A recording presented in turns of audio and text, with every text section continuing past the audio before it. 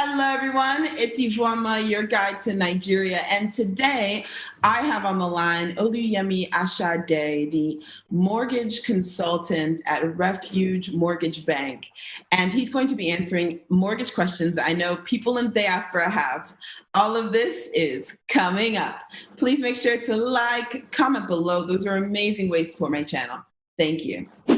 So, Oluyemi, first question is, what exactly is a mortgage?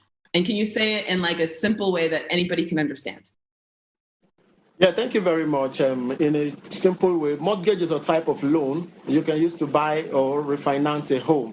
Mm-hmm. You know, they are also a way to hold a home without having all the cash up front. Can diaspora who live abroad, when they come back, can they get mortgages in Nigeria? Affirmative. People in diaspora can actually access a mortgage in Nigeria. It is open to everyone as far as you're qualified to get the facility. It doesn't matter where you reside abroad, here in Nigeria, you can access a mortgage facility without any hazards. How do you qualify for a mortgage? Well, the qualification actually depends on the person, is what you do, the business you run, and the kind of facility you're looking at. For someone that works, definitely, you can qualify for a mortgage loan to own a property of your own, and even for people that run their own businesses too. So far, you have a paid employment, or probably you have a business that was giving you a constant proceed that you can actually use to secure the facility. So with that, you're qualified to access a mortgage facility, and you need actually to check your credit status. Your credit status, you make sure that you are not indebted to any finance house. Your bills are well paid. Even if you're having a mortgage or probably you're having a loan running, all of those ones have been cleared. You know your credit status is in standard shape. So if I have a credit status in the United States, I have to give that credit score to you guys. Why would I need my credit score from abroad to access mortgage here? It's actually like that because we would carry out a search on you as a person before giving out a facility to you. We wouldn't want to put ourselves in a tight corner whereby giving out a facility to somebody that we don't know. That is where the KYC comes in. That is know your customer. We need to know you as our customer, know the type of business you do, or probably know where you work, and to know your credit status if you are not indebted to anybody. So by carrying out a search on you as a person, that will give us the right standing on the person we are dealing with before we proceed.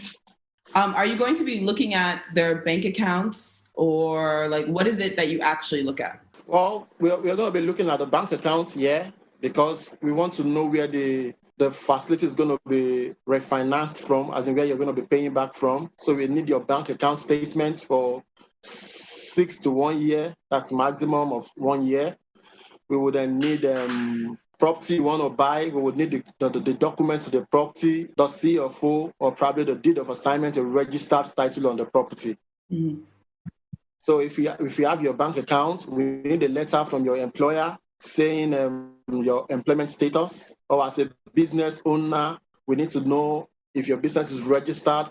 That's the documents that you have for the registration of your business. So with all of this, we are going to put the customers on a check to know the status and the eligibility of the customer. Okay, that makes sense. What is a typical down payment for a customer? Well, a down payment for the customer actually depends on the amount of the property you're buying. Yeah, it depends on the amount of the property you're buying. How much should someone save for a down payment? Yes, I know it depends on the property. So let's say the average property is what, 20 to 30 million naira.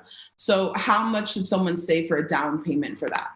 Okay, for people in paid employment, you would name that 20 million and above facility would require the 25% down payment. Okay. And for those in self-employment that would require such amount, they would need a 40% down payment. Yes. Because it's more of a risk because they have their own business. Yes. Okay. So exactly. Yeah.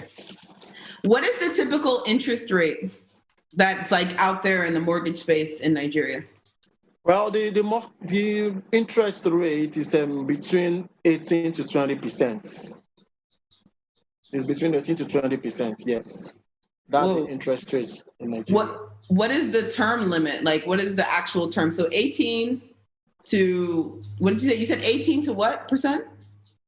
18% to 20%. So 18% to 20% is Can you hear me? 18 to 20% is the typical interest rate in the Nigerian market. And then if you are employed, they want you to put down 25%. And if you have your own business, they want you to put down 40%. So what is the term limit? Like, how long is a mortgage in Nigeria? It actually depends on the PMIs. But for us in Refuge, we can actually do 5 years. And that is actually subject to the management decision. If you can push it higher than that. Yeah, it's actually a loan from the PMIs, What's not a from the PMI? federal government, except the one that you're accessing, primary mortgage banks. That's the mortgage bank. The facility is actually from us. We can't do beyond 5 years, except the management wants to decide that, let us put some things into consideration and do beyond that. But what we do is 5 years. Is there any time that is shorter than 5 years, like 3 years, or 5 years standard? 5 years.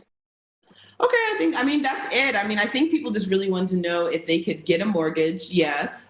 How to get a mortgage, with their credit score and other documents showing that you're gainfully employed or your business makes a lot of money. Or actually, wait, how much money, let's say I am employed, what's the limit? Like, how much money do I need to make as a person to qualify for a mortgage? Or how much money do I need to bring in, per month as a business to qualify for a mortgage?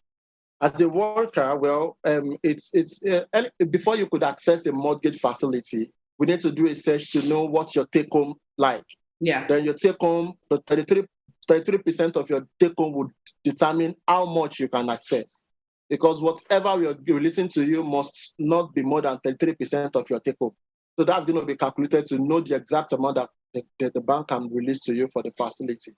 But for a paid employment, for a business person, that is why we required your statement of account to know how much inflow comes into your account monthly, how much profit you make monthly, how much you receive into the account monthly. So with that, we will determine if truly your account can take the amount you're looking for. Yeah, that makes perfect sense, actually.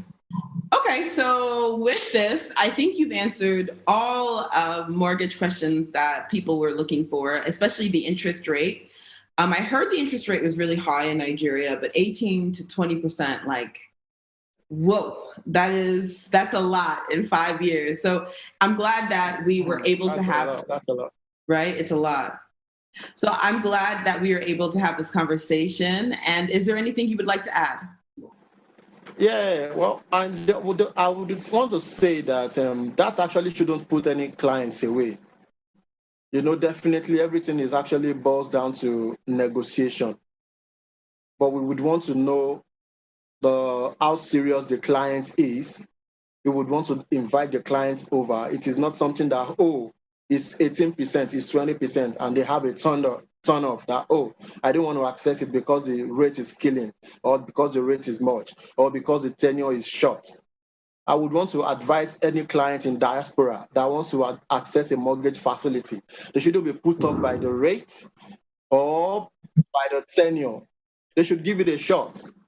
Meet the PMIs, which is the primary mortgage banks, and tell them let them give you their requirements, and you negotiate, and you will see the best that could come out of it. So if people in diaspora, they can actually come and access a facility. And if we have our check on you and we'll see that you're qualified to do it, nothing is stopping us from disbursing to the vendor. That's it. Okay. Thank you so much. Thank you for taking the time to chat with me. Thank you.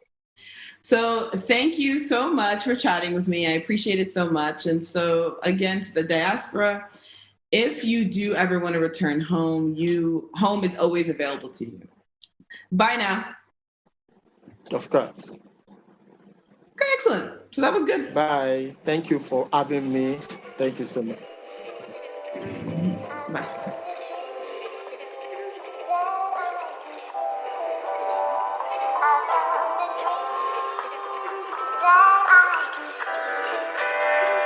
I found a dream that I can speak to.